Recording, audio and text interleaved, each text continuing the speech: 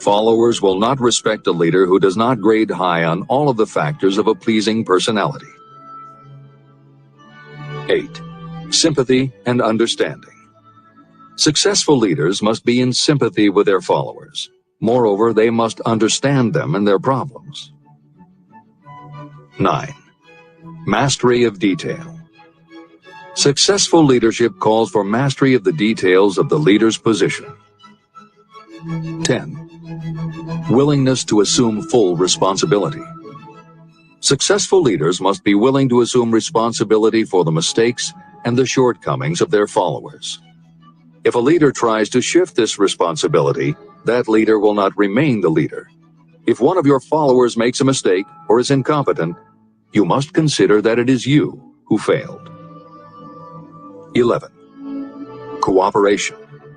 The successful leader must understand and apply the principle of cooperative effort and be able to induce followers to do the same. Leadership calls for power, and power calls for cooperation. There are two forms of leadership. The first, and by far the most effective, is leadership by consent of and with the sympathy of the followers. The second is leadership by force, without the consent and sympathy of the followers. History is filled with evidences that leadership by force cannot endure. The downfall and disappearance of dictators and kings is significant. It means that people will not follow forced leadership indefinitely. Napoleon, Mussolini, Hitler were examples of leadership by force. Their leadership passed. Editor's comment.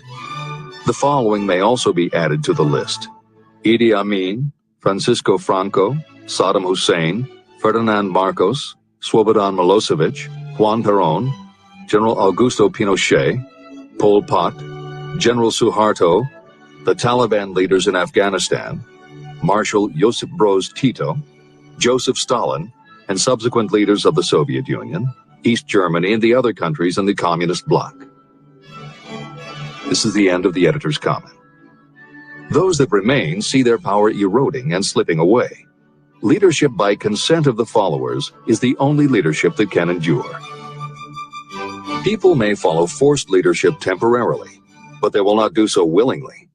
Successful leaders will embrace the 11 factors of leadership described in this chapter, as well as some other factors. Those who make these attributes the basis of their leadership will find abundant opportunity to lead in any walk of life. The 10 major causes of failure in leadership. The following are the major faults of leaders who fail. It is just as essential for you to know what not to do as it is to know what to do. 1. Inability to organize details. Efficient leadership calls for the ability to organize and master details. No genuine leader is ever too busy to do anything that may be required in the capacity as leader.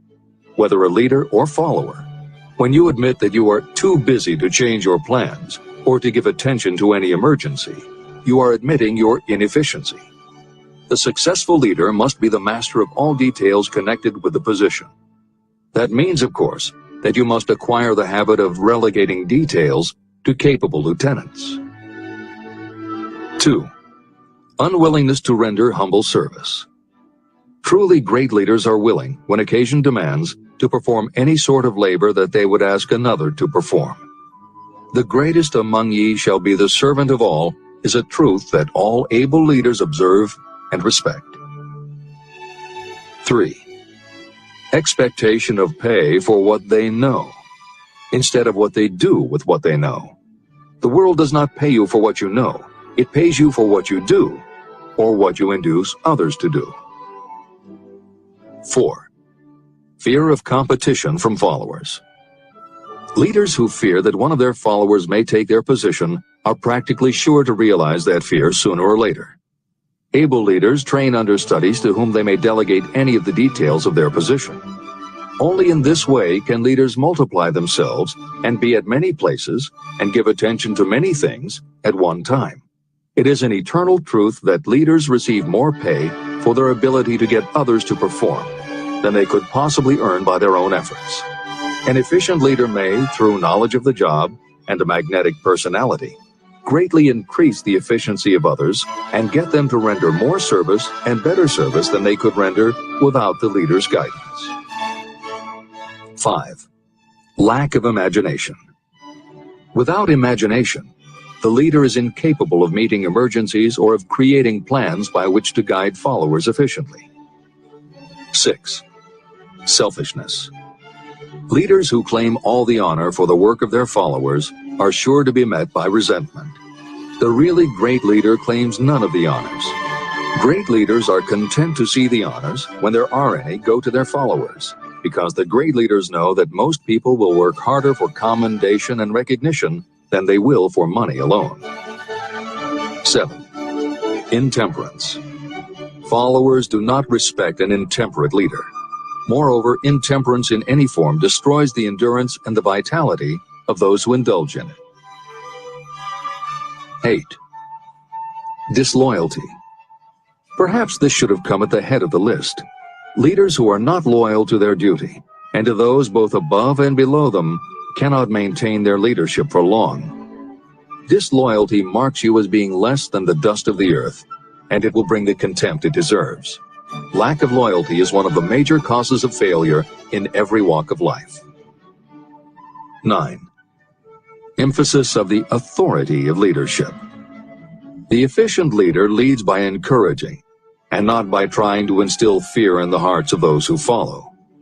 Leaders who try to impress their followers with their authority come within the category of leadership through force. If you are a real leader, you will have no need to advertise that fact. It is apparent in your conduct, by your sympathy, understanding, fairness, and a demonstration that you know your job. 10. Emphasis of title. Competent leaders require no title to give them the respect of their followers. Leaders who make too much of their titles generally have little else to emphasize. The doors to the office of the real leader are open to all and free from formality or ostentation. These are among the most common causes of failure in leadership. Any one of these faults is sufficient to cause failure. Study the list carefully if you aspire to leadership, and make sure that you are free of these faults. Editor's comment. Warren Bennis, a professor who teaches management and organization, said, "A manager is someone who does things right. A leader is someone who does the right thing." Admiral Grace Hopper was the ranking female Navy officer when she was interviewed for 60 Minutes. She said, "You manage things. You lead people." This is the end of the editor's comment.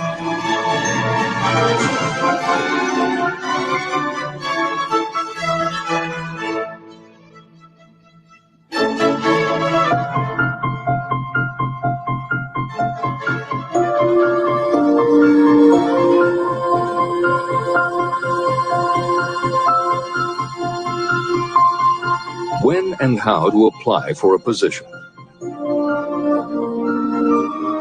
The information described here is the net result of many years of experience, during which thousands of men and women were helped to market their services effectively. Editor's comment. The Internet, email, and faxed resumes have radically changed the way employers search for new employees, and the way that most people apply for jobs.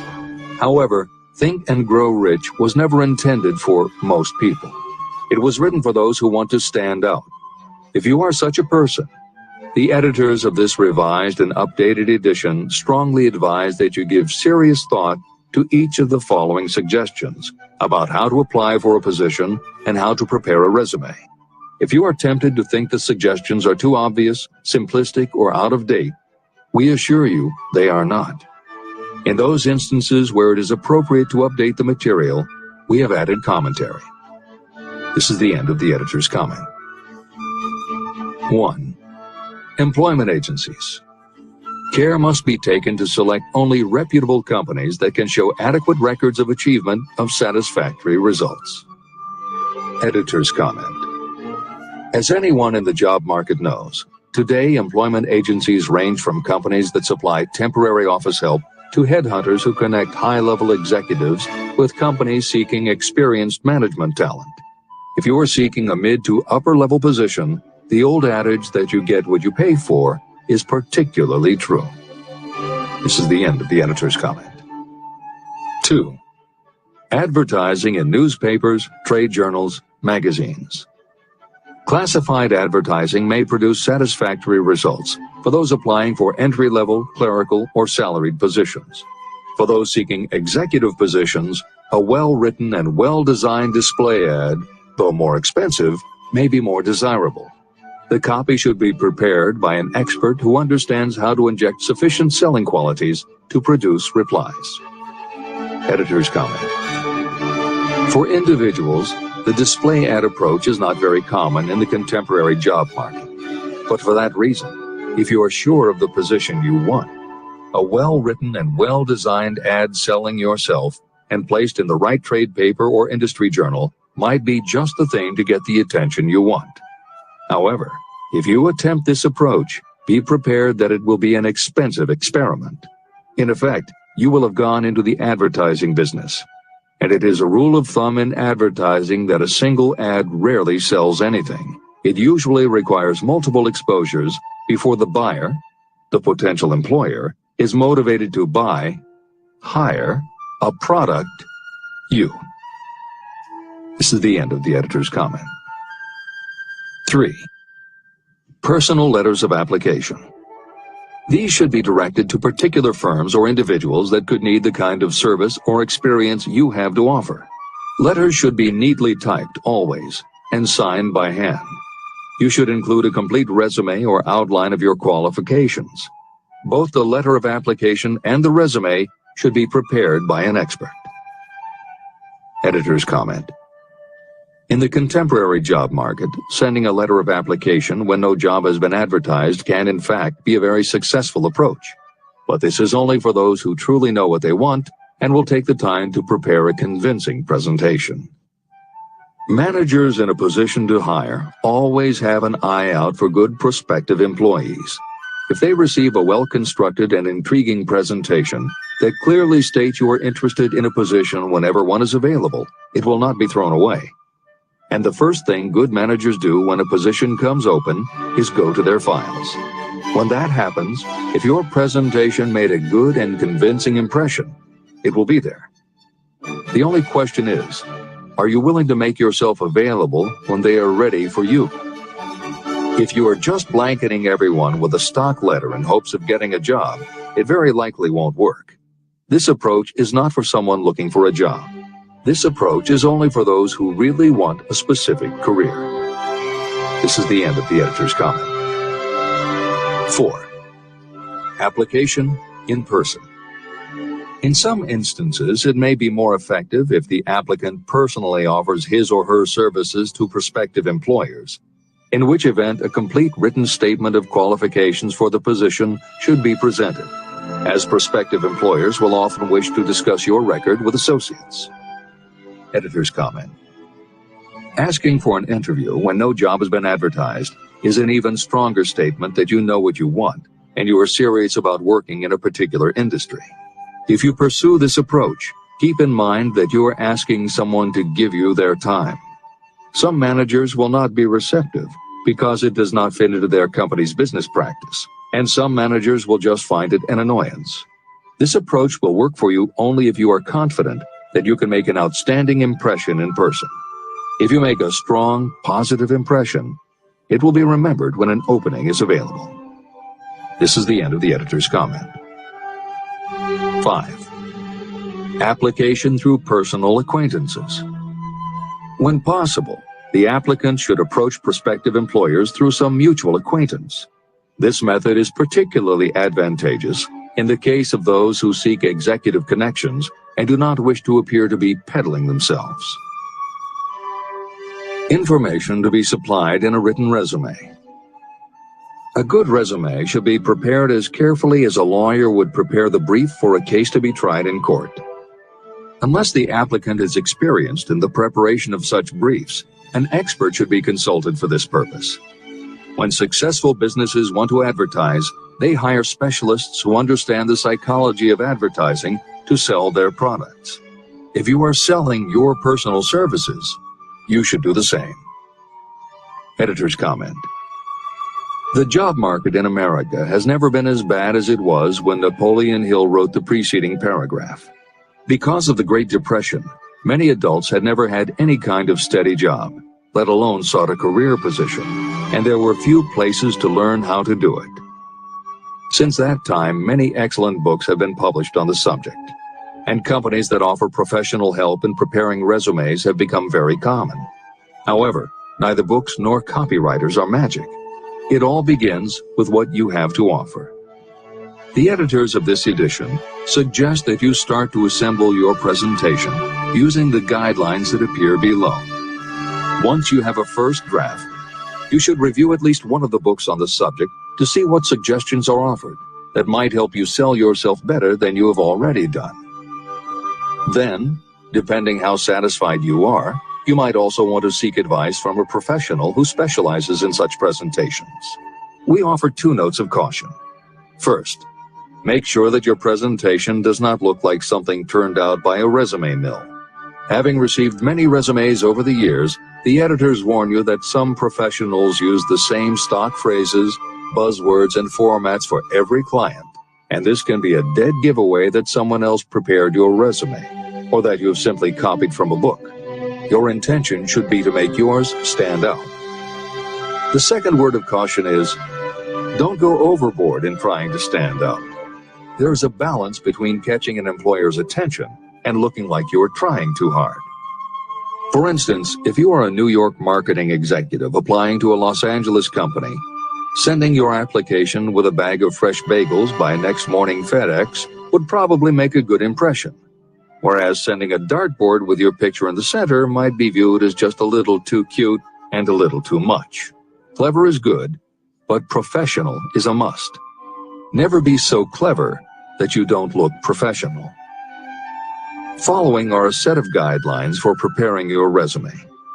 Because part of your search for a position will involve responding to ads for job openings, and because it has become common to respond by faxing applications and resumes, Napoleon Hill's guidelines should be used to prepare 2 separate presentations. As Hill suggests below, you should prepare an elaborate presentation to be used when mailed or presented in person. But you should also prepare a second, shorter version that is designed specifically to be faxed. Take care to make your fax version complete and interesting, but it should be no more than 3 pages. The following information should appear in your presentation. 1. Education. State briefly but definitely what schooling you've had and in what subjects you specialized in school, giving the reasons for that specialization. Editor's comments. Never exaggerate. This is very serious advice, and it applies not only to education, but also the next 2 categories, experience and references. Smart employers will check in all 3 areas. Labor laws have become so demanding that employers filling responsible positions are very cautious about whom they hire in the first place. There are rules about such things as the difference between salaried and hourly employment, sexual harassment, what constitutes grounds for dismissal, what questions can and cannot be asked in job interviews, and a host of other things that leave the employer open to potential lawsuits. Consequently, smart employers, the kind you want to work for, will check your education, experience, and references. Also, bear in mind, you are providing information that will follow you for the rest of your career. If you keep up with the news, you know that in recent times, even executives headed for the top have been dismissed. Military men have resigned in disgrace. Politicians have been removed from office, and professors have been forced to resign, all because someone looked into their background and found that they had exaggerated their qualifications. This is the end of the editor's comments. 2. Experience. If you have had experience in connection with positions similar to the one you seek, describe it fully. Give the names and addresses of former employers. Be sure to clearly point out any special experience you may have had that would equip you to fill the position you seek. 3. References. Practically every business firm wants to know as much as possible about the background of prospective employees who seek positions of responsibility. Attach copies of letters from former employers, from teachers under whom you studied, and from prominent people whose judgment may be relied upon. 4. Photograph of yourself. Include a recent professional photograph of yourself as a part of your presentation. Editor's comment. In the contemporary job market, this is not a common practice at all. However, from personal experience, the editors of this edition know it can be advantageous. We have received only one such job application, but unquestionably, it was the photograph that prompted us to ask the applicant to come in for an interview. If you are confident that your appearance makes a good professional impression, you may want to consider this unusual approach. There is the danger that you may be seen as vain or self-centered, but it could also be the thing that gives you an edge. This is the end of the editor's comment. 5. Apply for a specific position. Never apply for just a job. That indicates you lack specialized qualifications. 6. State your qualifications for the particular position for which you apply. Give full details why you believe you are qualified for the particular position you seek. This is the most important detail of your application. It will determine, more than anything else, what consideration you receive. 7. Offer to go to work on probation. This may appear to be a radical suggestion, but experience has proved that it seldom fails to win at least a trial. If you are sure of your qualifications, a trial is all you need. Incidentally, such an offer indicates that you have confidence in your ability to fill the position you seek.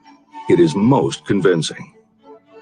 Make it clear that your offer is based on your confidence in your ability to fill the position, your confidence in your prospective employer's decision to employ you after the trial period, and your determination to have the position. Editor's comments.